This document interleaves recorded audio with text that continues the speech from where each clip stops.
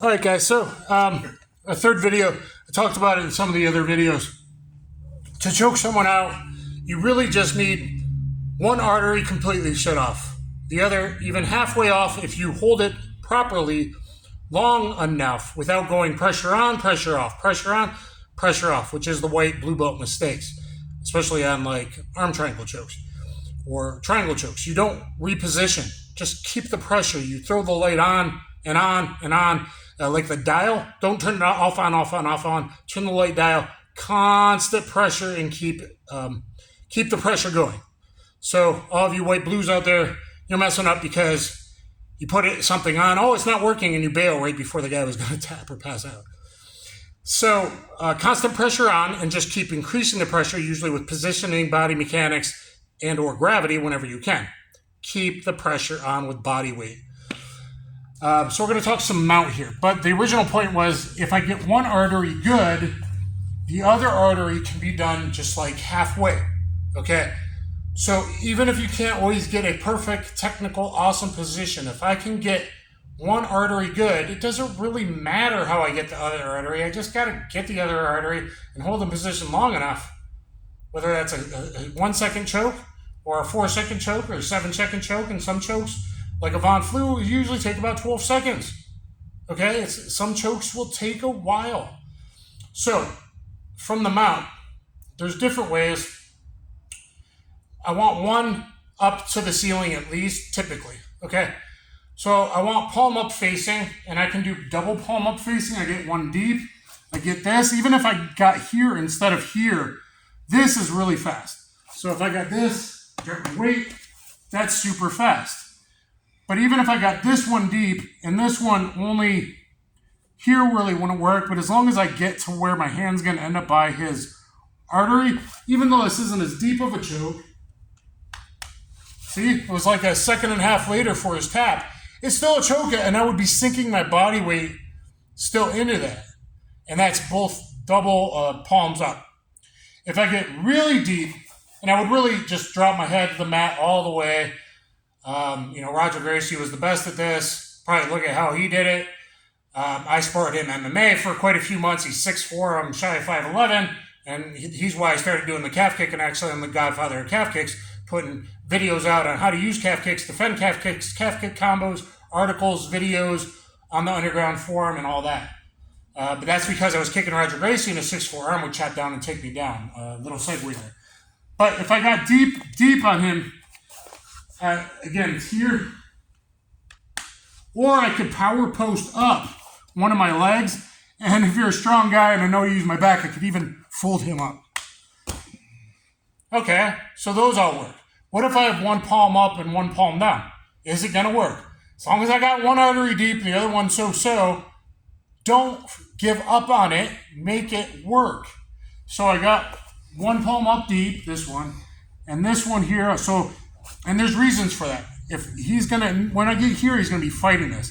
So it may be hard to get all 4 fingers in. I might get a thumb in, and I'm low. Well, I got to slide it up to his least, his artery, and if I can, I'll slide it as deep as I can, and then I'm in here. And that time I double grapevine his legs to make sure I'm stable. I don't get bridged off. But I'm dropping my body weight. So that was one under, top hand face down. Does that work? Yeah, that's work. Will work is good both down? Probably not, but I bet I could still make it work.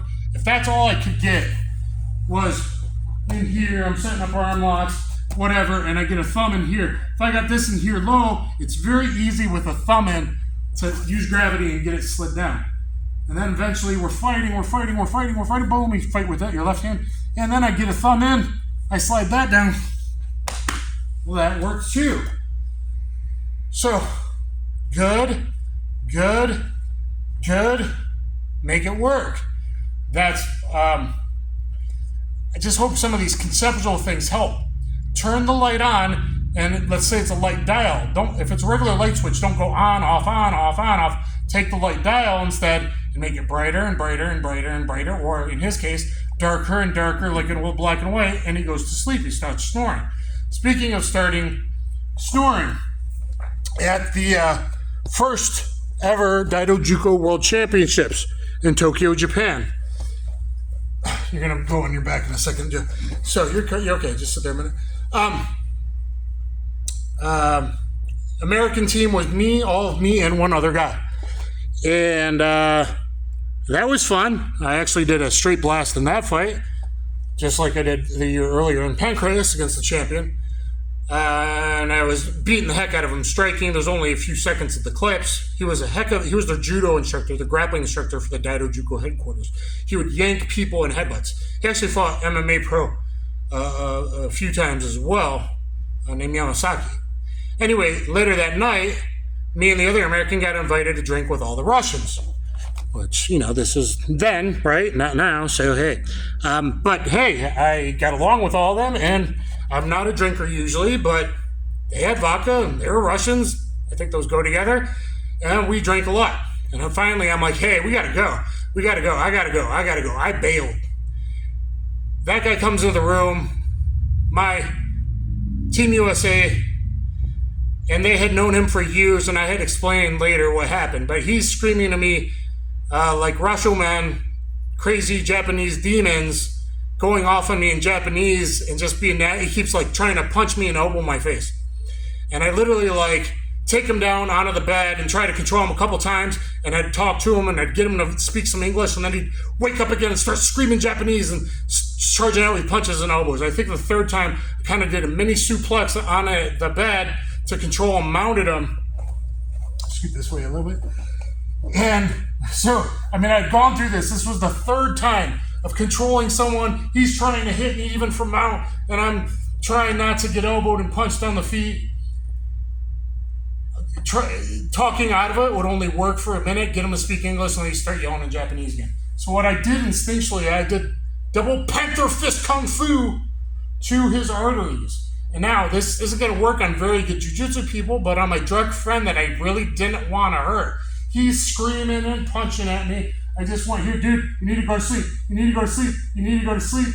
And the guy starts snoring. I stay there for a second. I'm like, he started snoring. I really quietly climbed off, went to bed.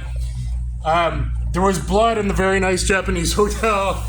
And I had to explain to the founder, Azuma Sensei, and his wife what happened. And the next day we had a big trip with Semi-Sho, K1 kickboxer and all that. And she kind of pulled me aside at the ninja village in Idomura, where the actual ninjas, which were prostitutes, they would talk to the people going through Idomura to get the information. That's how actual ninjutsu spying went. I'm fighting with some ninjas online right now. So that's what actual ninjutsu was. But, hit me in the comments below. But anyway, I had to explain to her what happened, why there's blood on the wall right before. We woke up early for this trip to the samurai ninja village, which was really cool. And I sat next to Semi-Sho, and it was awesome, and ninja stuff. And anyway, but I choked him out then. So, point being, it doesn't have to always be perfect. If you get one artery and you stay on the other one even halfway long enough, all these kind of chokes, just choke the guy out. And don't do that legally in your state, but you can choke people halfway out. And hey, man, you need to relax. You need to chill. You're not going to attack me again. And keep them in mount, modified mount, double knee rad, get my combatives and street jiu-jitsu instructional on BJJ Fanatics. And so just let me know down below if any of the pointers about the light switch and thinking about it. And man, I'm trying, Rhonda couldn't always make things perfectly work, but she would slam a girl and bam, take that arm, and you can power through some things. Not to not be technical, but if you don't get the perfect hold on any lock, armbar, leg lock, whatever, originally, keep working it. And especially if you're on top and you can use gravity or in back to him, sliding collar lock, Kata Hajime, you keep your head tight to his head. You just keep increasing the pressure. Just keep increasing, and you'll get the tap. Let me know what you guys think. Thanks. Kaboom.